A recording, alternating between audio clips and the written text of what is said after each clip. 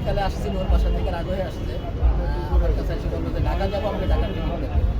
তো এরপরে আমি করলাম কি, টিকিট না দিয়ে ওকে আমি ওর বাসা আর ওর মাতা পিতার নাম্বার চাইলাম, কিন্তু নাম্বার বলতে পারছিল না। যার কারণে আমি 999-এ ফোন দিয়ে থানা সভাপতি চাইলাম।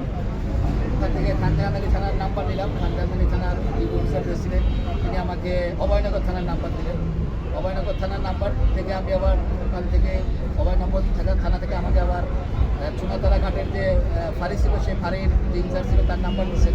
তাকে বলার পর ওখানে গ্রাম পুলিশের সহায়তায় মোটামুটি এই ছেলের বাবাকে খবর দেওয়া হয়। খবর দেওয়ার পর ওর বাবা ছেলেকে দিয়ে আসছে এবং জনগণের সামনে এই ছেলেকে তার বাবার হাতে দিচ্ছি, নিয়ে যাবে। এবং ছেলেটাকে যখন আমার সাথে আসে, তো একটা সাইকেল নিয়ে আসে, সাইকেলটা ঘুরিয়ে দেবে, সাইকেল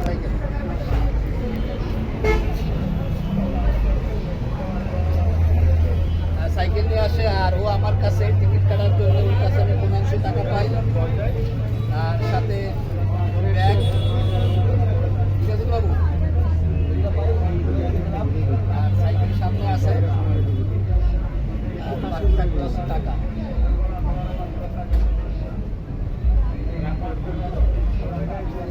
ওই টাকা পাওয়া গেছে।